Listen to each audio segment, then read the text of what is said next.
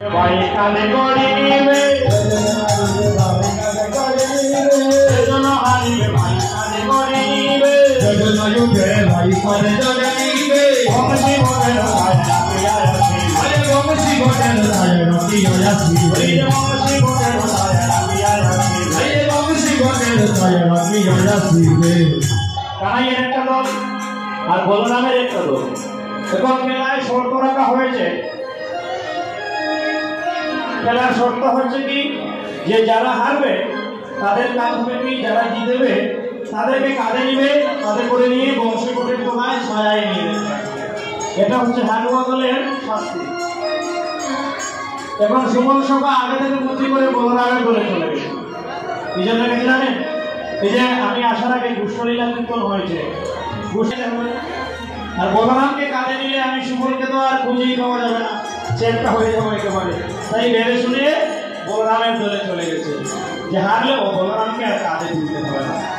আর যদি আমরা জিতে যাই আবার হেরেও যাই, বলরামের দলে গিয়ে হারলে ভাই কানাইকে কাঁধে নিব, আমার কোনো সমস্যা নাই। আর যদি জিতে যাই তবে আমার ভাই কানাইয়ের কাঁধে চড়বো, আমার আর আনন্দের সীমা থাকবে না।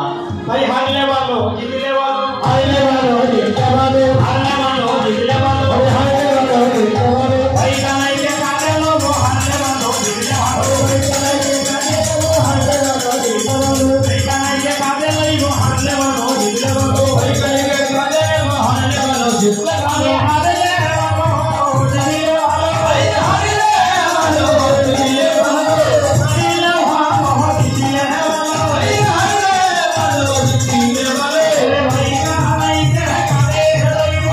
কাঁধে লইবো, হারলে ভালো, জিতলে ভালো,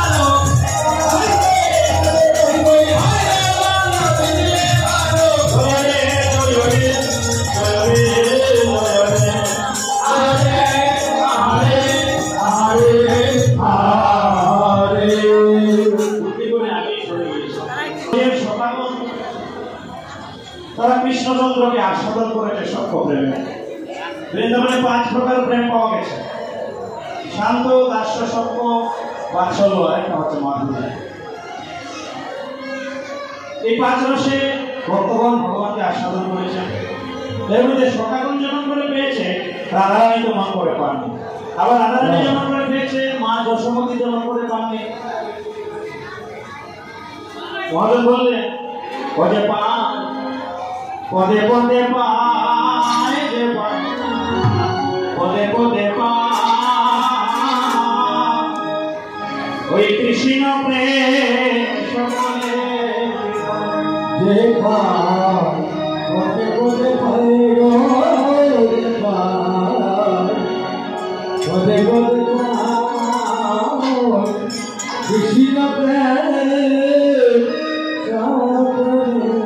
ওই কৃষ্ণ প্রেম সাগরের জলে ডুবলে কি কেউ ভাসতে চায়, কৃষ্ণ প্রেম সাগরের জলে ডুবলে কি ভাসতে চায়, ওই কৃষ্ণ প্রেম সকলে পায়,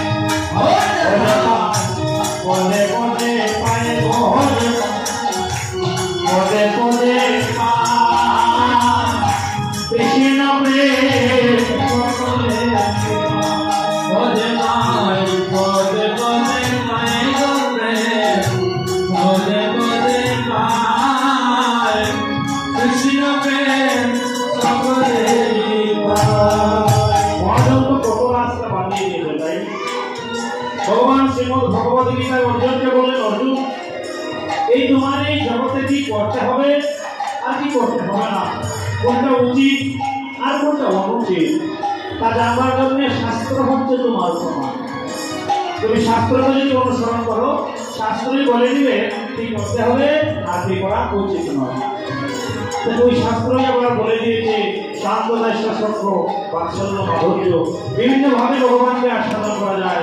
তো কেউ যদি বলে কৃষ্ণকে লাভ করা যায় না, শাস্ত্র তাকে সেদিন বলে দিল কি যে পায় পদে পদে পায় কৃষ্ণ প্রেম সকলে পায়, পদে পায়, পদে পদে পায়, পদে পদে পায় কৃষ্ণ প্রেম সকলে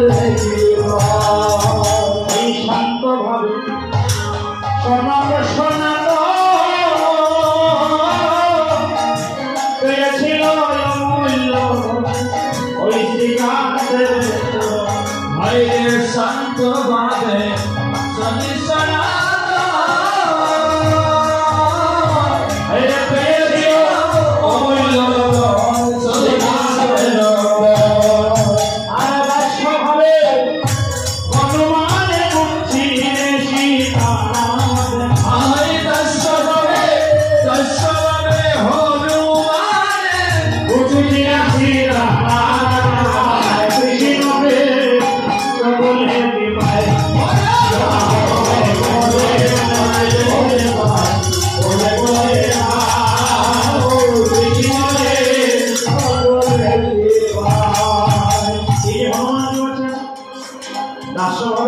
भगवान की भजन करेছে রামচন্দ্র নিজের বুক চিরে দেখিয়ে দিয়েছেন নিজের বুকে রামচন্দ্র আর সীতামাকে নিজের নিজের শাসন করেছেন ভগবানের দাস হয়ে ভগবানের নিত্য দাস হয়ে ভগবানকে লাভ করেছেন আর মা যশোমতী কি করেছেন আসলে ওই শাস্ত্র তো সেটাই আমাদেরকে জানিয়েছে যে যারা তাকে পেতেছে তারা পেয়েছে বাৎসল্যভাবে অন্ধ হয়ে গেছে বাৎসল্য প্রেমে একটা মা ছেলের যে প্রেম মা বাচ্চা জন্ম দিয়েছে যে মা সে মা জানে সন্তান কতটা আদরের কথা তো ওই সন্তানের সাথে মায়ের যে প্রেম এর নাম হচ্ছে বাৎসল্য প্রেম বা বাল্যরস যখন ভগবানের যখন বাল্যলীলা চলে ওই বাল্য হয়ে সে মায়ের ছেলের যে অনুরাগ যে প্রেম যে প্রীতি যে ভালোবাসা তার নাম হচ্ছে কি বাৎসল্য প্রেম বলে বাৎসল্য ভাবে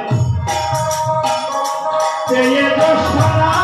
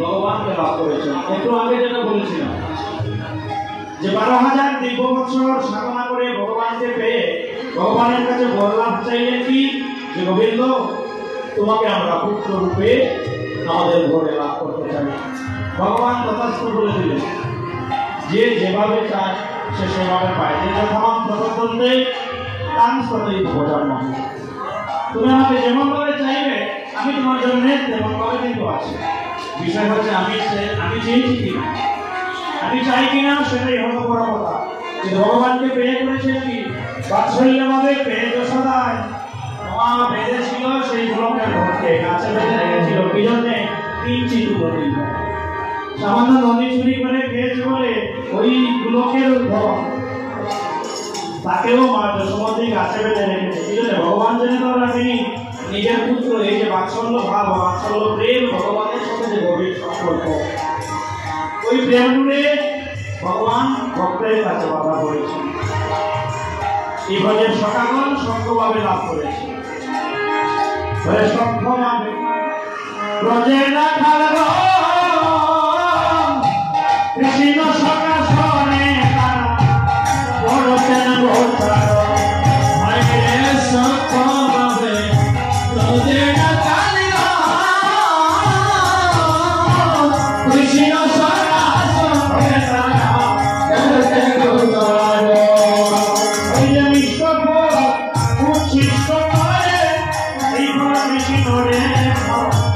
কৃষ্ণ বহু কৃষ্ণ করে সেই বল কৃষ্ণ রে হরে কৃষ্ণ রে বলে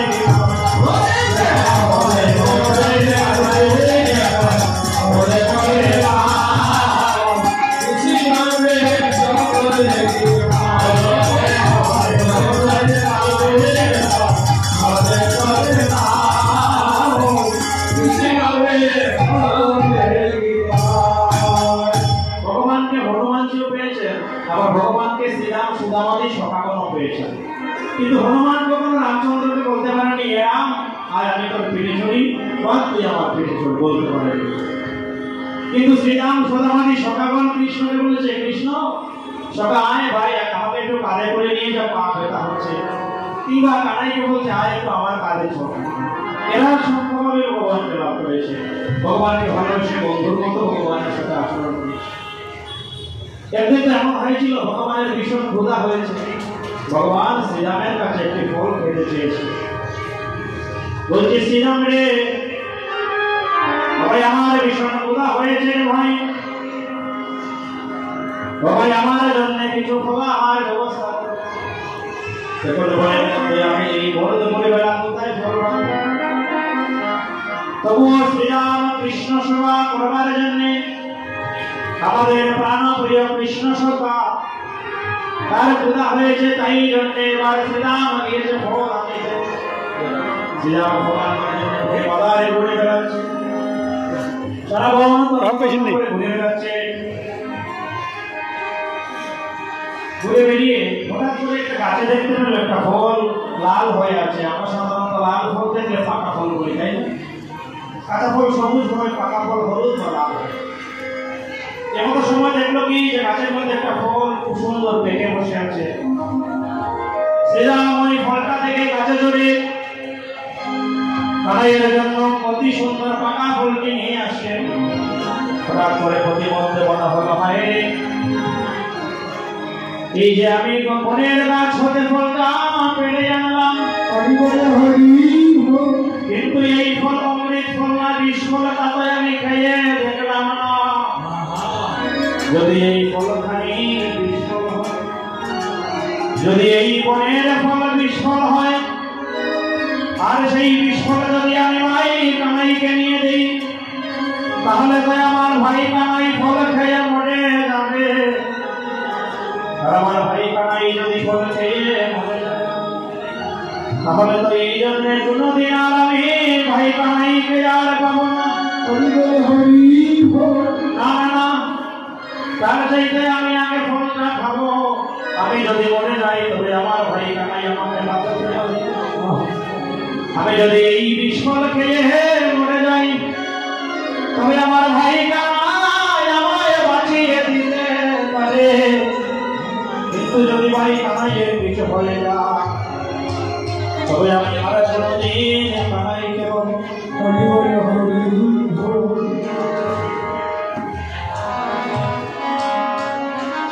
এমন কথা ভাবিতে ভাবিতে শ্রীরাম হাঁটছে আর বলছে হায় রে ও ভাই কানাইয়ের মতো আমি আর ভাই পাবো না। ওরে কানাইয়ের মতো